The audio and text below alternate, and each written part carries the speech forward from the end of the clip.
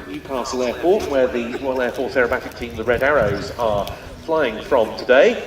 So they may be, as I say, slightly after their scheduled start time of 10 to 1, but we should know more exactly in a few minutes' time, and in any case it doesn't really matter because the item that was due to be after them, the Percival Pembroke, has had to cancel due to the weather at its home base at St Athan in Wales. But nonetheless, we have now spoken to everyone who's participating in today's display, and the good news is, with the clearing weather here and elsewhere, we are expecting to put on everything apart from the Pembroke, the MT-03 Autogyro and the Battle of Britain Memorial Flight, all of which have, for weather-related reasons, had to drop off the programme today. So once more, run through the schedule. Red Arrows with us to open the show, hopefully only shortly after 10 to 1. Then we've got the Hispano Bouchon, the Spanish-built Rolls-Royce Merlin engine version of the famed Second World War Messerschmitt Bf-109 from the Aircraft Restoration Company at Duxford. That will be our second item, and we're expecting that on just before 1:45 to resume the display once the Red Arrows have cleared. Then we're straight on with the North American Harvard from Kennet Aviation, and the Norwegian Air Force Historical Squadron will be following that up with the MiG-15 and 2 de Havilland Vampires. After them, we have press a couple of years ago. For the first time in East Fortune, Vampires. RV4s in close formation. I did at Prestwick Airport a couple of years ago. They're followed by the second of the aircraft from the Aircraft Restoration Company, the very fine Bristol Blenheim that we first saw here 3 years ago. Delighted to have that back with us. That will be followed by the Ferry Swordfish, another welcome returnee to East Fortune from the Royal Navy Historic Flight. And then we're into a Vietnam War section of the programme with the North American Bronco from the Bronco demo team in Belgium. And from MSS Holdings, the Hughes OH-6, the Loach, and the Bell UH-1H Iroquois, the Huey, going through their paces. Both of those helicopters genuine veterans of the Vietnam War. After them, we've got the Hangar 11 Collections North American P-51D Mustang, followed by Jet Aerobatics, the AC Jet Provost T5. And it's the modern-day Royal Air Force who will provide the final two items on the schedule, the Grob G115E Tutor, followed by today's multi-role frontline combat jet, the Eurofighter Typhoon FGR-4, and it will be finishing things off at about 4 today. So plenty of flying action for you to come, kicking off with the Red Arrows in just over 10 minutes' time. Exact time of arrival still to be announced. Heard from the RAF pipes and drums.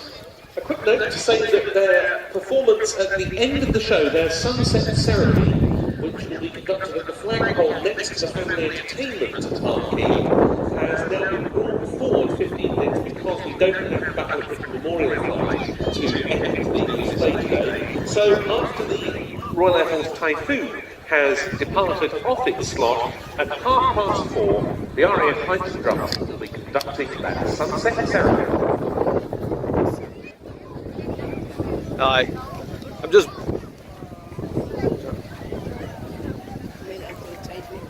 Aye. Seen it. That's sucking up.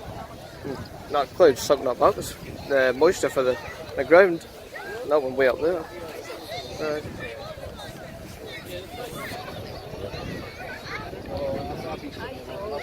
I'm zoomed in on it.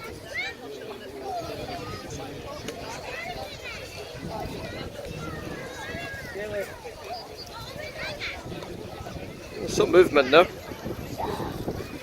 Up to my right with that cloud. I guess the Red Arrows will come from that direction. Is only a few minutes to go before the start of our flying programme. A very warm welcome to all of you who have gathered here for Scotland's National Airshow, East Fortune 2018. What a splendid venue for a flying display here at the National Museum of Flight Scotland. We've got several hours of flying to go over the course of the afternoon with aircraft old and new, large and small, fast and slow.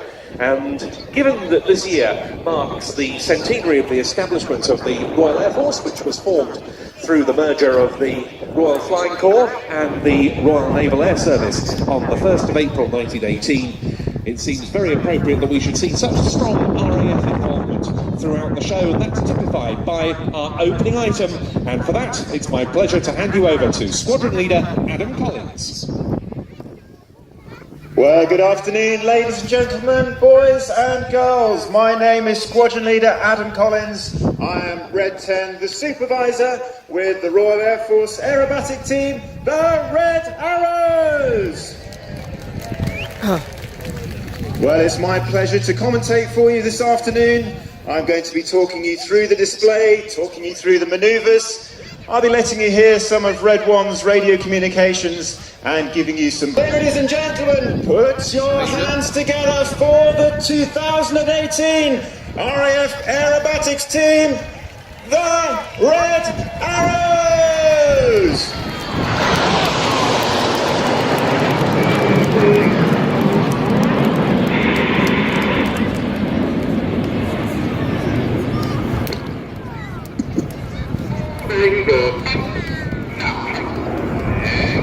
As Red 1 leads the formation over in big battle, the coloured smoke changes to white as he bends the formation around to the left, calling them into short diamond.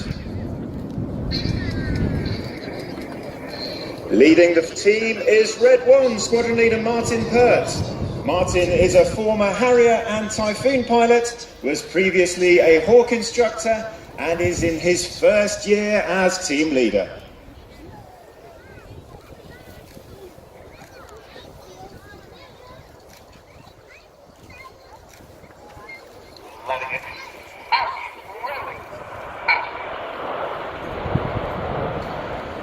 As Red 1 leads short diamond off to our right hand side, he's about to transition into the first of our aircraft formations.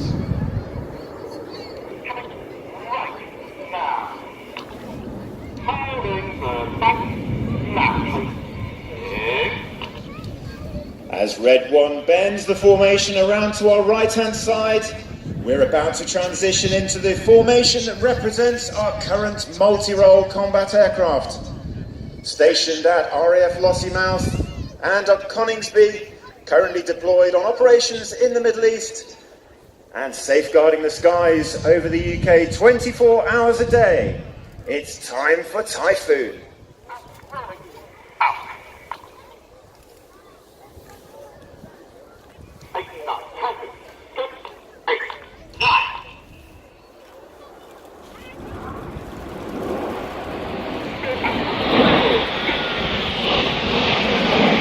Eight and 9 sweep back, followed by 4 and 5 rolling to the outside of the formation to form the wings of Typhoon. Red 1 about to bank the formation round.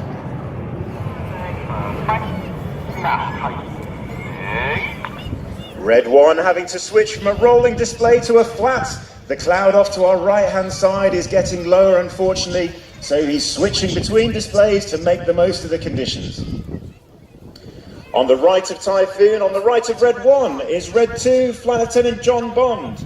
John is a former Tucano instructor and display pilot and joins the team from the Typhoon Force. Now approaching us from the front, Red 1 has moved the formation into Lightning. This 5th generation stealth aircraft has just come into service at RAF Marham and is capable of simultaneous air-to-ground, air-to-air and electronic warfare missions. This is Lightning.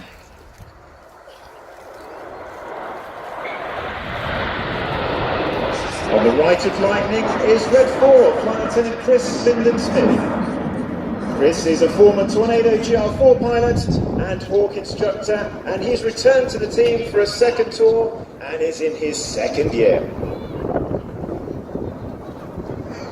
As the smoke comes back on, the edges of Lightning sweep forward into a very technically difficult formation for the pilots. We have 6 aircraft all flying side by side, line abreast in Phoenix.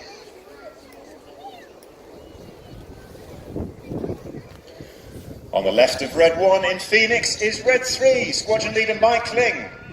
Mike was formerly a display pilot on the team. He then did 6 years as Red 10 and returned to the team for 2018 as Red 3. This is Phoenix.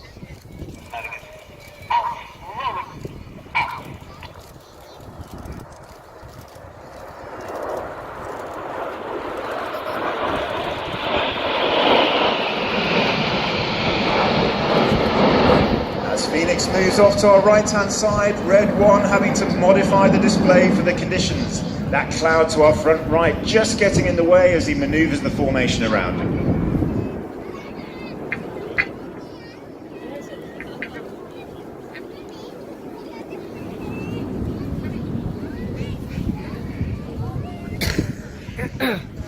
And I've just heard from Red 1 that weather out to our right-hand side is deteriorating, so unfortunately we may have to shorten the display today. He's going to bring the aircraft back round towards us, put them into diamond formation, but that cloud is almost down to the deck front right, which makes the right-hand side of the display, as we look at it, unworkable and unsafe. And safety is our main concern when we're operating in conditions like this, as we always do.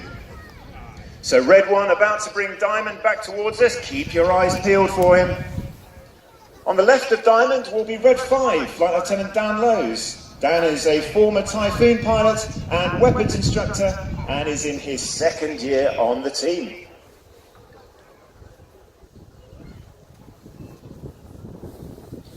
As Red 1 starts to bring Diamond back from the right-hand side, here we go from the right, leading the aircraft back in our trademark diamond formation.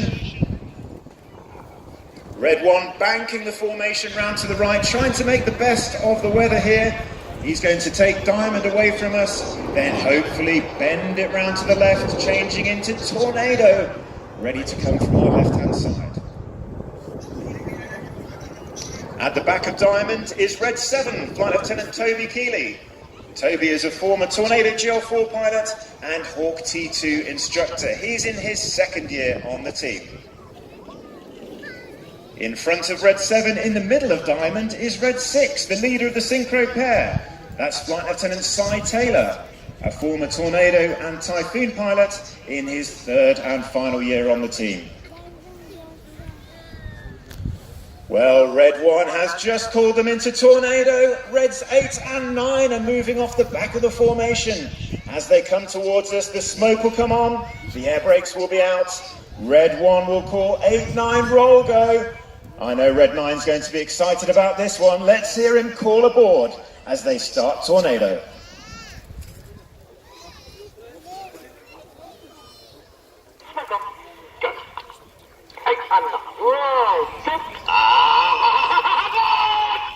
Aboard calls Red 9 as the smoke of 8 and 9 comes on, rolling around the rest of the formation. Red 1 about to bend the formation to the left with the smoke colour changing.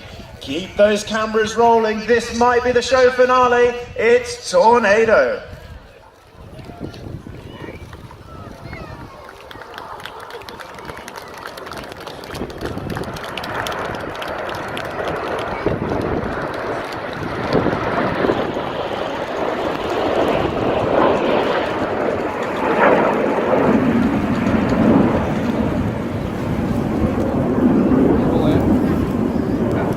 Red 1 continuing that left turn with 8 and 9 rolling around, about to turn their smoke off and stop the rolls.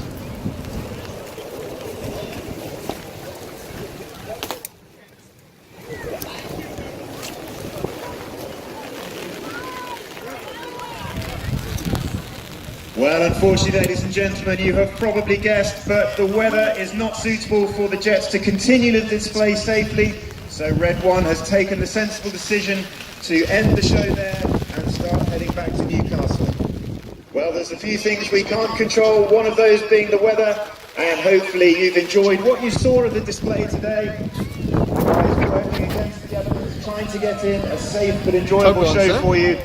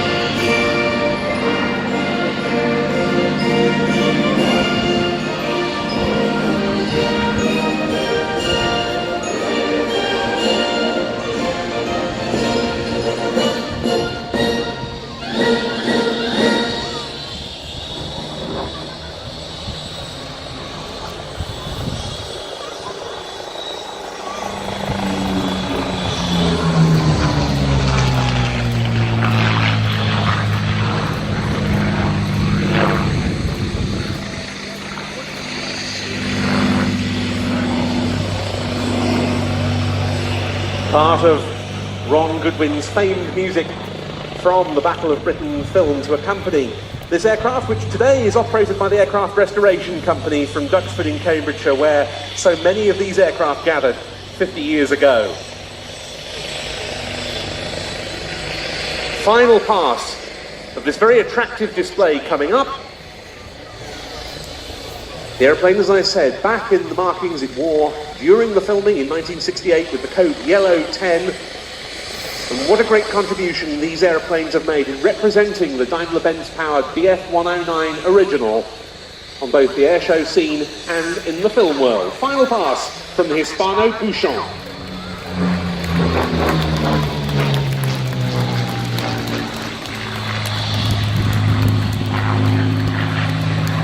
A very, very nice display by retired Air Marshal Cliff Spink, former senior Royal Air Force officer, a renowned fighter pilot in his day, who has, thanks to experience he gained during his RAF service on the Battle of Britain Memorial Flights fighters, become in civilian life one of the most accomplished of all civilian warbird pilots. A regular on the Bouchon of the Aircraft Restoration Company that we've just seen. This aircraft itself, apart from Battle of Britain, the film star. There goes the Airbus Juno HT1 from the Defence Helicopter Flying School, with Red 10 Squadron Leader Adam Collins on board to take him back off to Newcastle, chasing the Bouchon there. Away for Adam as he goes.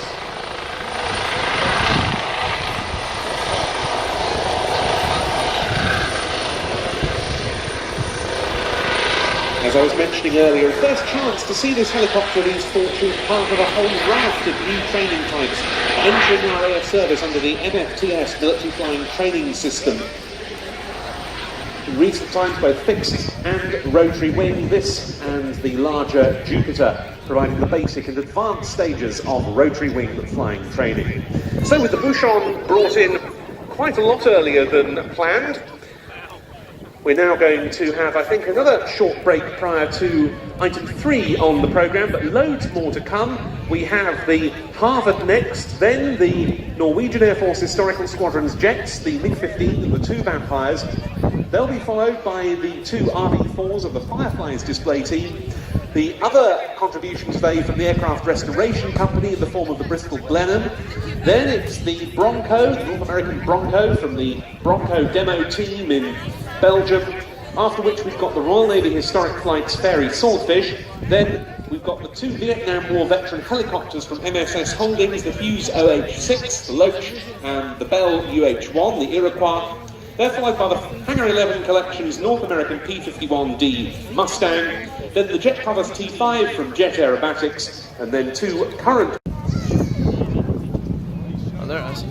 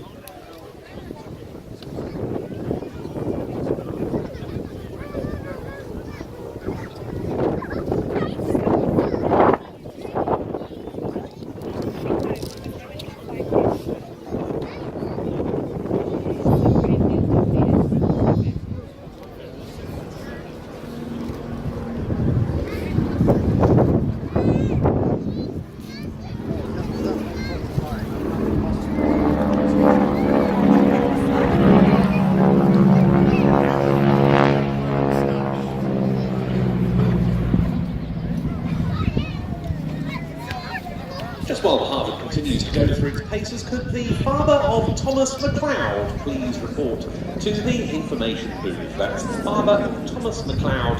Please report to the information booth. Thank you.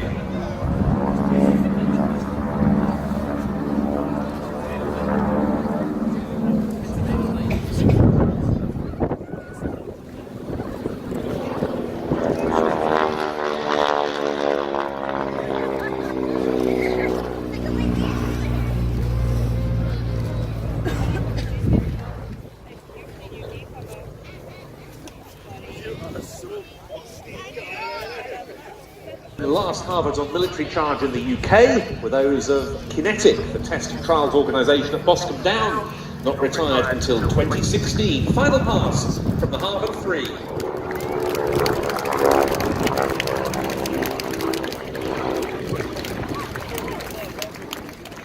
Beautifully flown by John Beattie, former commanding officer of the Royal Navy Historic Flight, and indeed this aircraft has been used regularly by the Battle of Britain Memorial Flight and Royal Navy Historic Flight as a tail dragger trainer, accustoming pilots to the handling characteristics of a higher performance piston-engined tail wheel as opposed to nose wheel undercarriage. Well, blue sky everyone, coming in there nicely.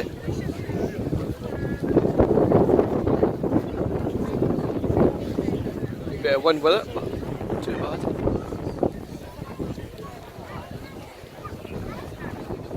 Along the crowd line, looks good. That especially good display at the Harbour when you consider that How many thousands up there? There's quite a lot of them. We gather for the display pilots today, certainly doing their level best to keep you entertained. And we are passing on your appreciation of every act to the crews as they depart, and not for nothing is the Fortune crowd known amongst those of us who are involved in the staging of the flying display as the most enthusiastic that we encounter at any of the shows that we do around the UK, and we appreciate it hugely and very glad that you so enjoy it.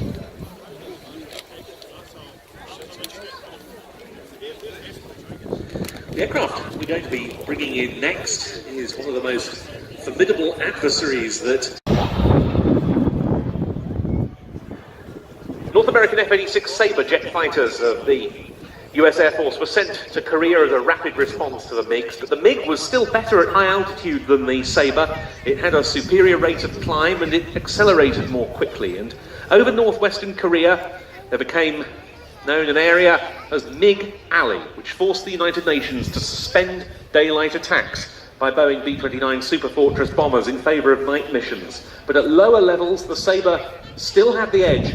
The greater experience of the American pilots who had seen action in World War II started to win the day, especially when later model Sabres were available.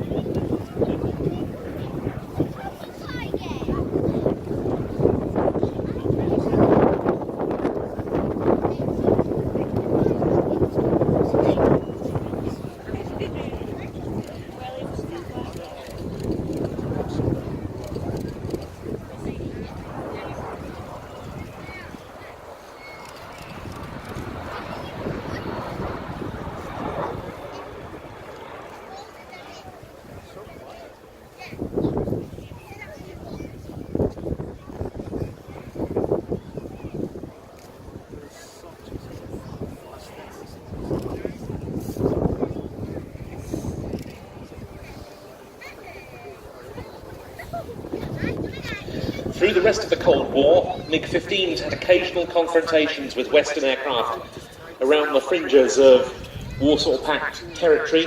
One of the most infamous was in 1952 when Douglas DC-3 Dakota of the Swedish Air Force shot down by Soviet MiG-15s. It later turned out that the DC-3 in question had been undertaking a highly secret intelligence gathering mission. In the immediate aftermath, MiG-15s also downed a Swedish Air Force consolidated Catalina flying boat that had been sent to look for the DC-3 crew, and as a result, that incident became known not as the DC-3 incident because the Swedes didn't want to reveal the secret mission of the DC-3. They therefore placed the attention on the shootdown of the Catalina. It was dubbed the Catalina incident.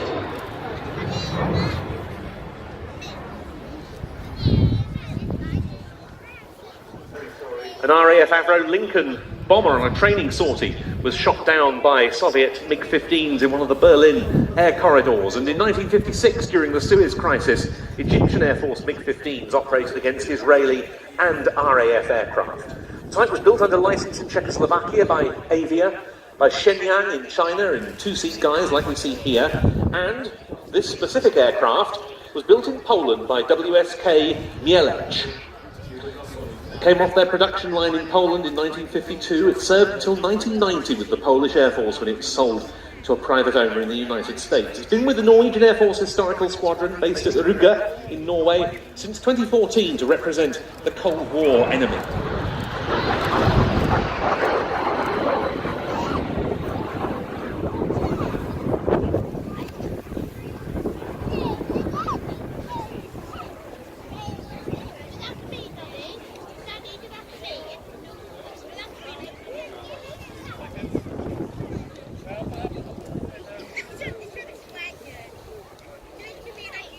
The colour scheme the Historical Squadron chose for this aircraft is that of a MiG flown by a very famous aviator indeed, the Soviet cosmonaut Yuri Gagarin. The reason they chose it is because Gagarin, during his time as a MiG-15 fighter pilot, was stationed at Luostari, close to the Norwegian border. It recalls the many Cold War confrontations between Soviet and Norwegian aeroplanes.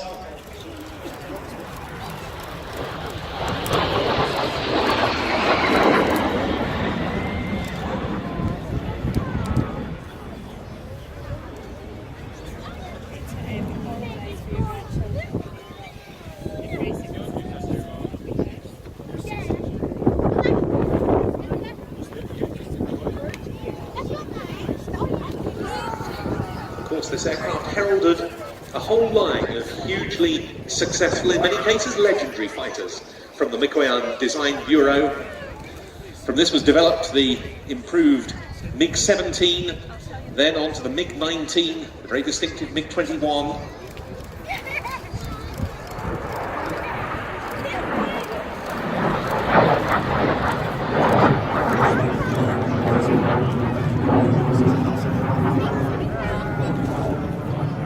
The variable geometry MiG-23 and its derivative, the 27.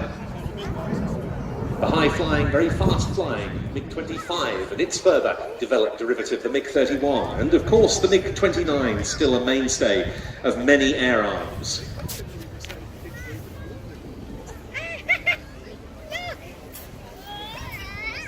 And you can get up close to one of these aircraft here on the ground as part of the museum's collection.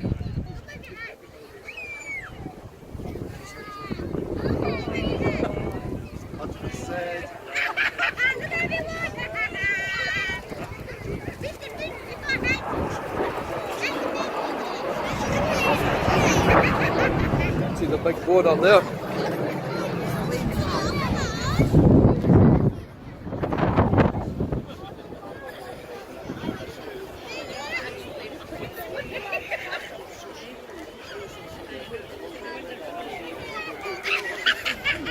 This two-seat Polish-built aircraft, the WSK Mielec. Sorry, back to the big 15. As it was known, but it equates to the basic two-seat MiG-15 UTI as used by the Soviet Air Force. Conversion training variant, but with built-in combat capability.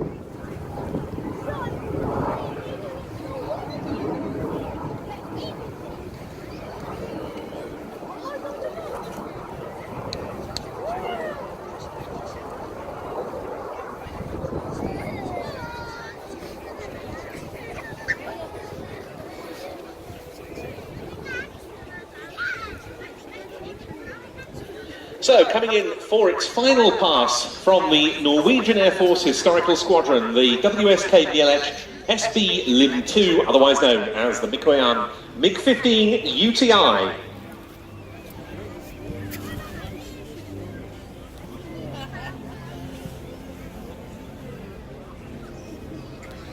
Here, dumb busters. The building next to us.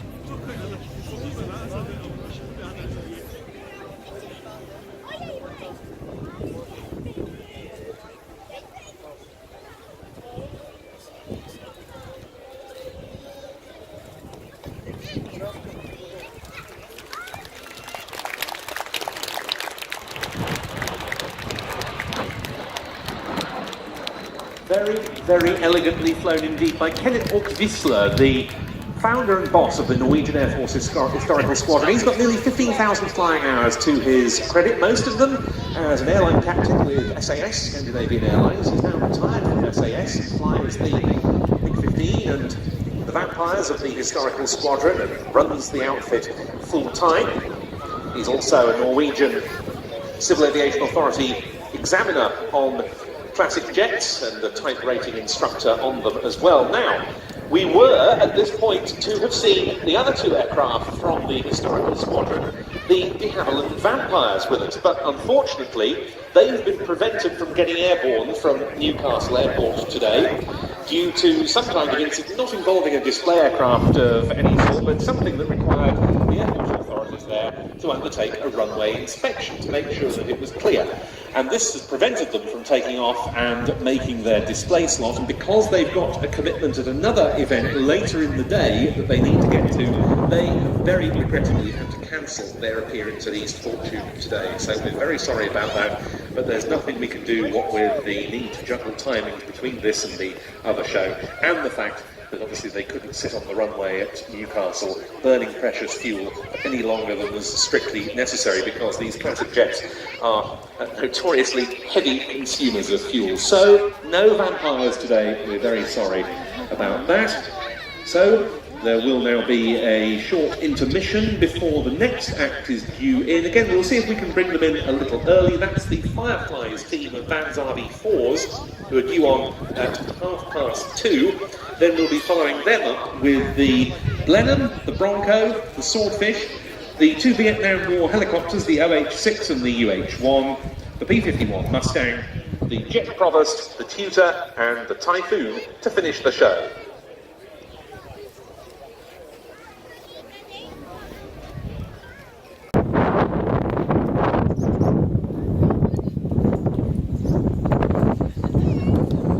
This was an aeroplane that won its spurs in the Vietnam War. It came into service 50 years ago this month, in the summer of 1968. Initially, it was the US Marine Corps that brought them into service on observation and forward air control duties, and it proved an outstanding weapon in the Southeast Asian conflict. Here is the Bronco.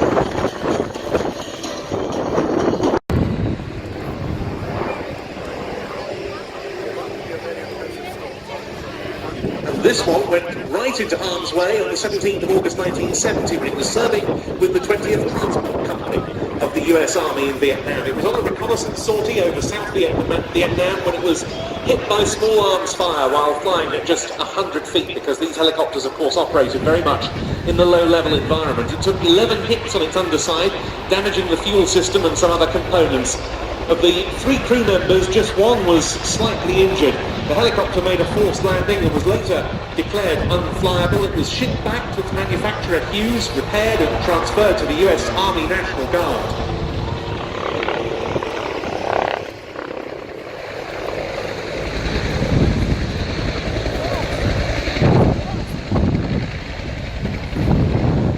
Later it served with the US Drug Enforcement Agency until it was sold in 2004. Later it was bought by Phil Connolly to add to his other historic helicopter that's now running up on the flight line. Returned to flight in 2011, restored into its Vietnam-era colours. It's got a decommissioned 7.62mm 6-barrel minigun mounted on the port side. During the course of that restoration, the team at MSS Holdings discovered alarm-hitting breaches for its automatic service. And this is still a design that's very relevant today, because now as a Boeing product, the so-called Little Bird remains in US Army service. Those are the MH6 and the armed AH6 variants. There's even an unmanned Little Bird, a UAV variant of the much upgraded, much improved helicopter in service these days. But still the design cues very much there from the likes of this OH-6 from the Vietnam War.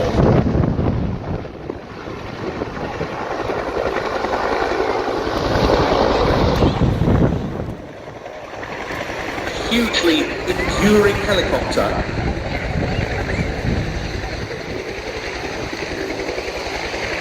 As indeed is the one running up down to our right.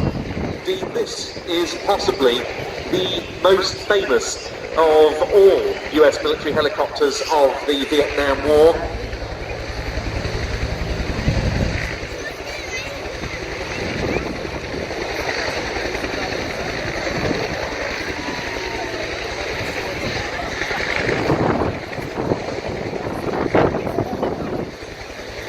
about to lift. Also from MSS Holdings, the Bell UH-1H Iroquois, otherwise known as the Huey.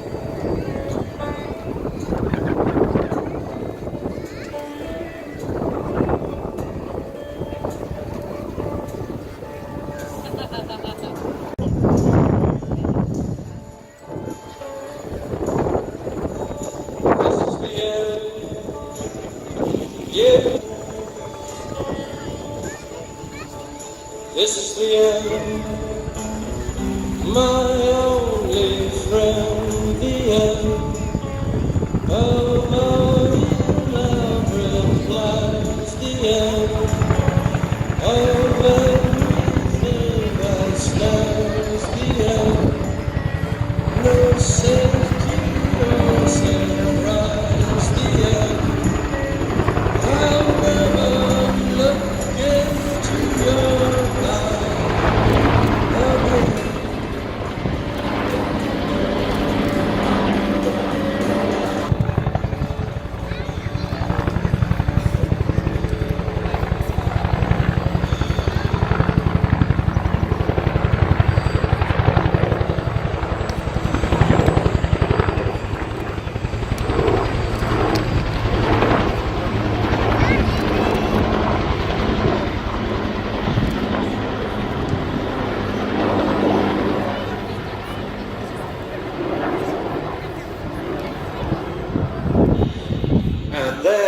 The UH-1 breaking off, the OH-6, which was flown by former RAF Wessex pilot and long-time RAF helicopter instructor Dick Barton, returning home to base as we now see the UH-1 about to go through its paces. The Bell Company responded to a US Army requirement for a new utility and medical evacuation or medevac helicopter. Its much more diminutive Bell 47 had gained a great deal of experience in those roles during the Korean War.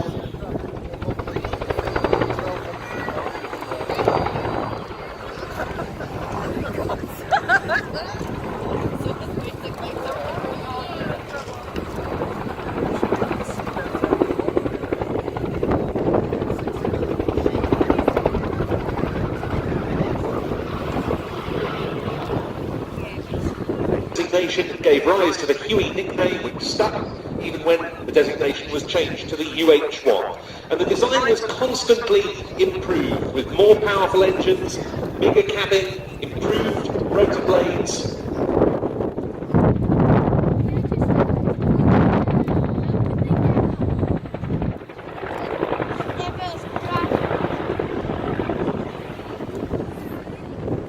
Most associated, of course, with Vietnam. The first US Army Hueys arrived in that theatre in 1962 while they were still undergoing evaluation. In Southeast Asia, helicopters like this performed pretty much every role you could think of for a helicopter. They carried out air assault missions, medical evacuation, general purpose transport, they acted as gunships and so on. With UH-1s like this, the US Army could carry out virtually a complete assault mission without need for any other helicopter types. Some of the Hueys would transport troops in, others that were fitted with machine guns or rockets would provide protection for them.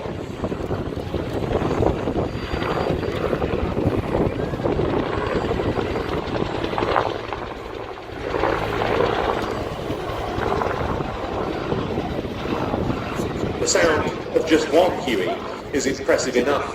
Imagine what what the noise must have been like of a horde of these helicopters sweeping over the battlefields of Southeast Asia. Just over 7,000 UH-1s served in Vietnam.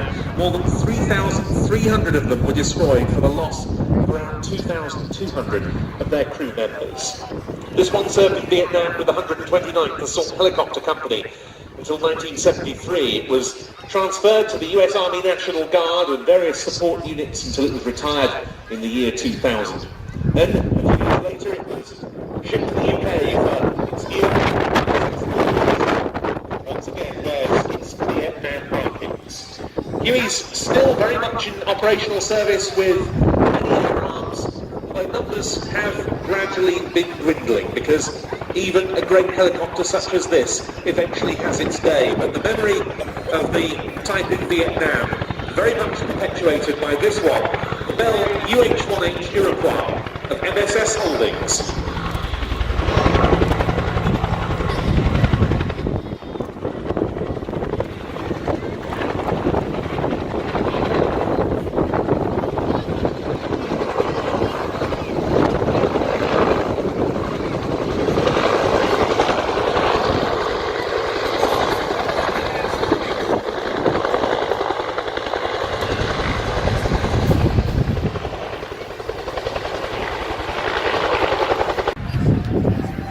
Here is the plane that destroyed my brolly last year at Prestwick Airport. The P and Rain, only it was the blue one.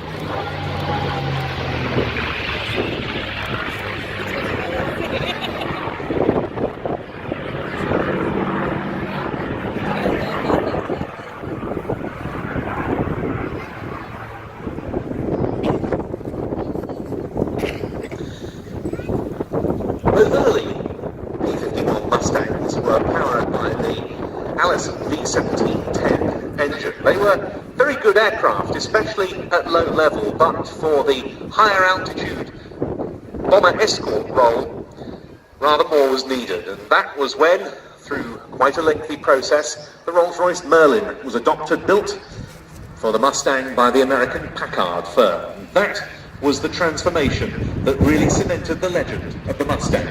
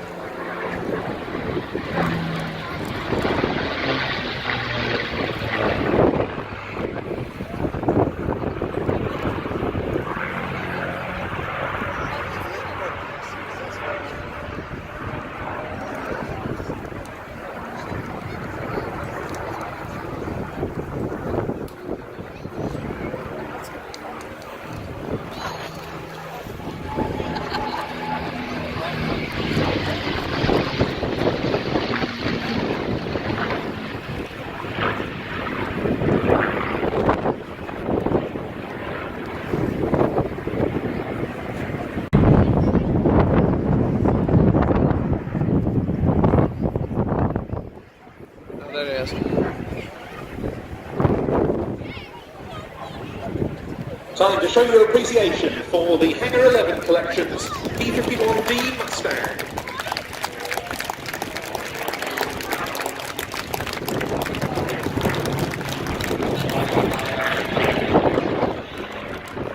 And also to show your appreciation for its pilot, because that was the last time we'll see Edith Teichmann, the founder and boss of the Hangar 11 Collection, displaying the East Fortune. He's flown here most years since he established his heavy warbird collection with, at one time, 4 aircraft, Mustang, Spitfire, Kitty Hawk and Hurricane, in the mid-2000s. He has decided to hang up his helmet as far as display flying is concerned at the end of this season, and we'll miss his very spirited displays.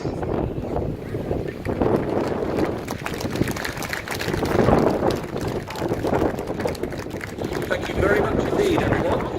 Quick notice for the owner of a Nissan Navara, registration PF67CVD. That's a Nissan Navara, registration Papa Foxtrot 67 Charlie Victor Delta. Will you please return to your vehicle, as we would like you to check something in relation to it, please. Thank you very much.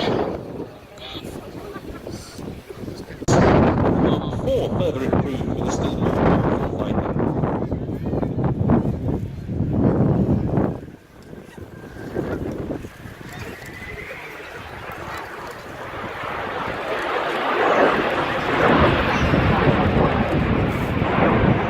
This is the T5, which was developed from the outset by the British Aircraft Corporation, BAC, which absorbed hunting aircraft in 1960.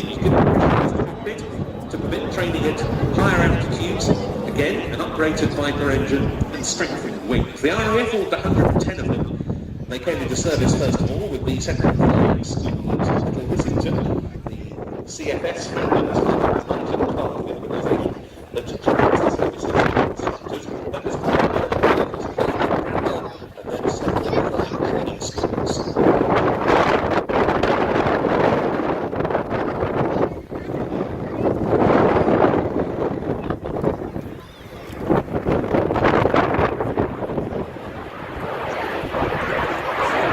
During its time in RAF service, the Jim was part of the became renowned as a very good air display mount, and there were many display teams.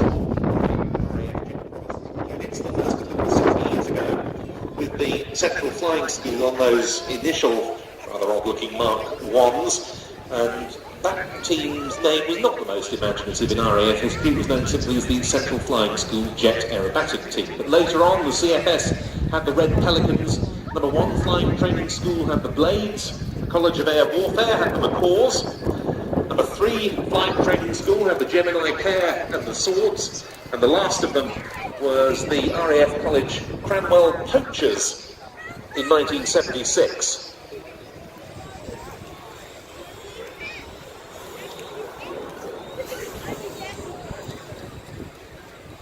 Several export customers bought the JP Salon unit in North Yorkshire, a basic pilot training, and it was part of that unit's Gemini Care team. In 1975, it went to number 6 MTS at Finningley in South Yorkshire for training navigators.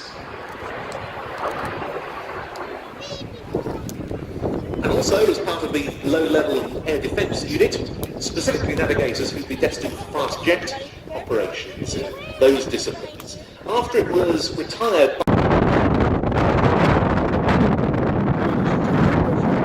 He has also completed 5 seasons as captain of the Lancaster Dakota, the Battle of Britain Memorial Flight, 2 of the most iconic aircraft in Royal Air Force history.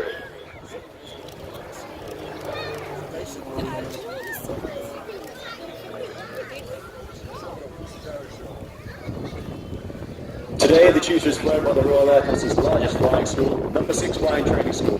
The tutor is used to train junior RAF pilots, University Air Squadron students and air cadets to be flown on air experience flights around the UK. Find out more about these exciting organisations by meeting University Air Squadron students from East of Scotland University Air Squadron, located at the stand today.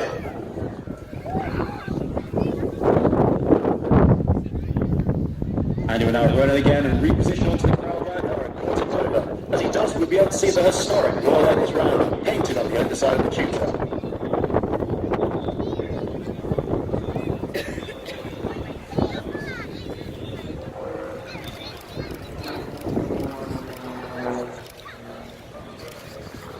The Royal Air Force was the world's first independent air force. During the interwar years it evolved and demonstrated its true potential during World War II. Since then, through the Cold War, the Falklands and more recent conflicts in the Middle East, our people have continued to show extraordinary courage and dedication. We commemorate the service and sacrifice of those who have gone before.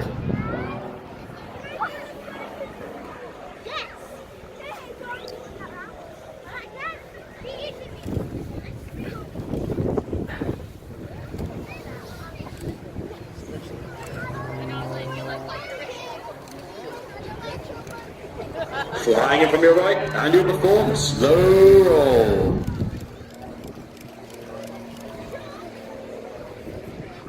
The Grove 115 shooter is operated in partnership with Babcock International Group. It's constructed of carbon composite material, has a 180 horsepower Lycoming piston engine. The shooter has a top speed of 185 knots and can achieve a maximum of 60 with a radius of mixed forces 6 times stronger than gravity.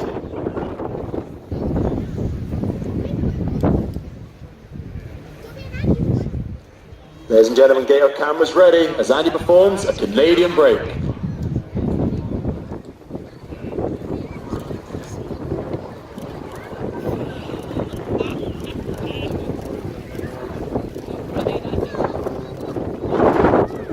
High tempo Royal Air Force operations continues today with aircraft and personnel deployed around the world, supporting the Falkland Islands, Romania, Syria, Iraq and Afghanistan. Go to our Facebook, Instagram and Twitter pages to watch the display again from Andy's perspective. I think I'm on it anyway, on the Facebook. I think I am.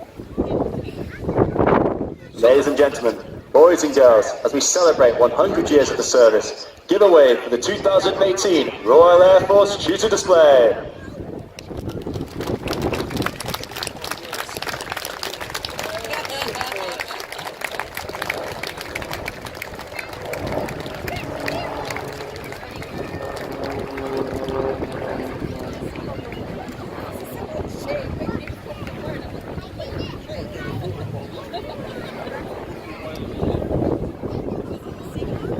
Thank you very much indeed to Nick, and a beautiful display by Andy. As we were saying earlier with the Fireflies display team that we had earlier on with the two Vans RV4s.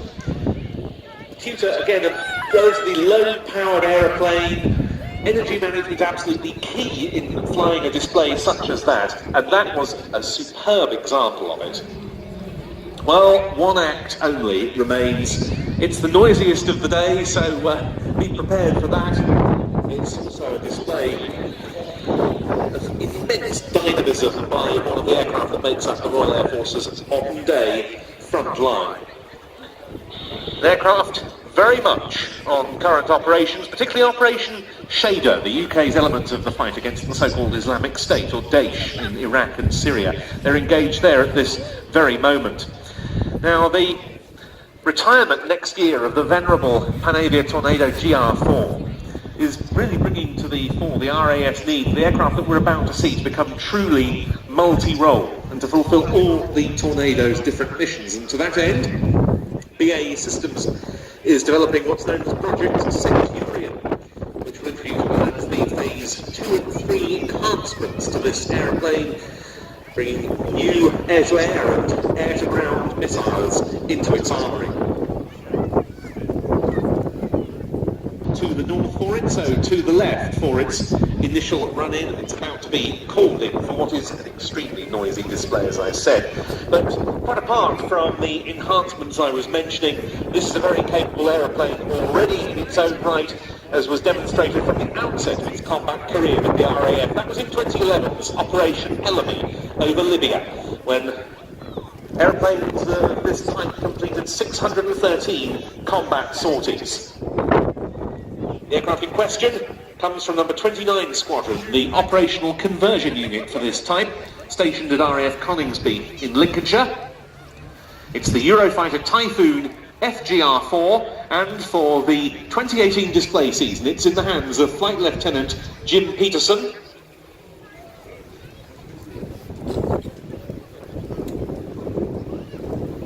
And I expect, judging from the cloud base, we're going to see his full display. He'll be making a high-speed arrival at about 500 knots into a barrel roll, From then on, the thunder of the two Eurojet EJ200 afterburning turbofan engines barely ceases for the first several minutes of his demonstration. It's an aeroplane with so-called carefree handling, the digital fly-by-wire system not allowing the pilot to take the aeroplane outside of its envelope. Like many modern designs, the basic configuration of the Typhoon is inherently unstable, so the fly-by-wire system is of course vital. Small so-called flaperons on the aircraft's wings give roll control. The flaperons and the canard foreplanes you'll see on the aircraft give pitch control. Yaw control comes from the rudder. It's an incredibly advanced machine, a very agile machine, a very exciting machine, the RAF Typhoon FGR-4.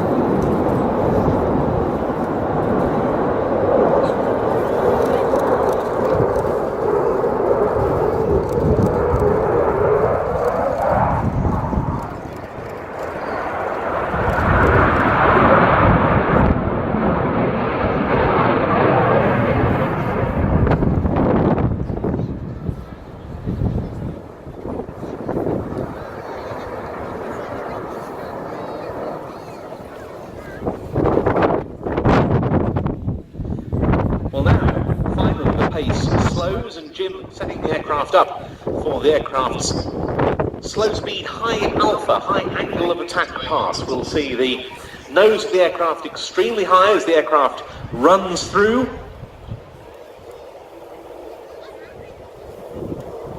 And I expect him, when he reaches the centre point of the display area, to perform a slow speed loop with undercarriage down. Incidentally, I should add that once this display is over, the RAF pipes and drums will be performing their sunset ceremony at the flagpole next to the family entertainment marquee. That and this aeroplane, both commemorating RAF 100.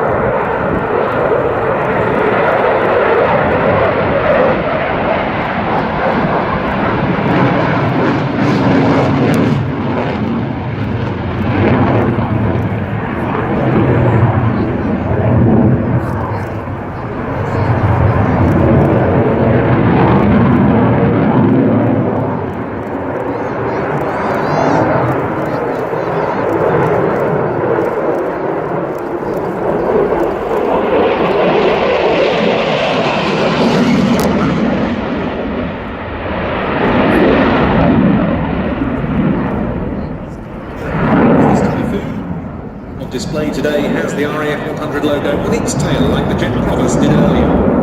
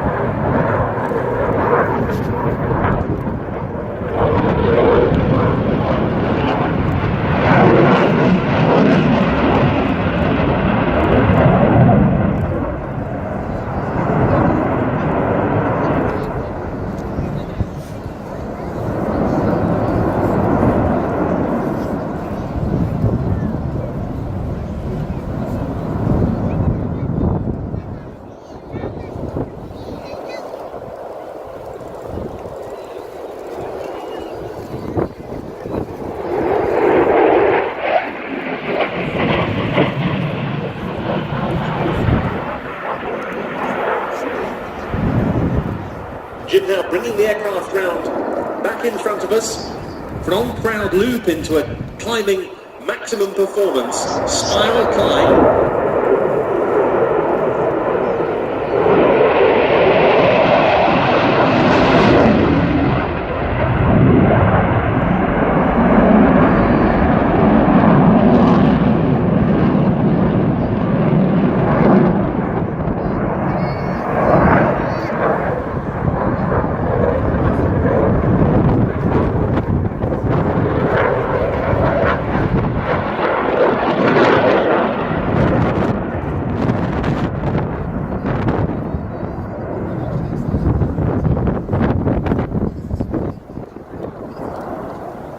Now, accelerating the Typhoon to around 500 knots.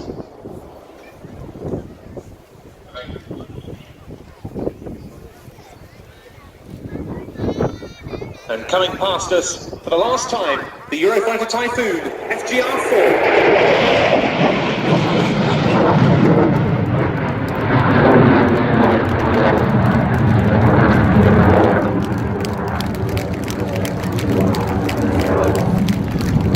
That was Flight Lieutenant Jim Peterson from number 29 Squadron. And that was the end of the flying programme at Scotland's National Airshow 2018.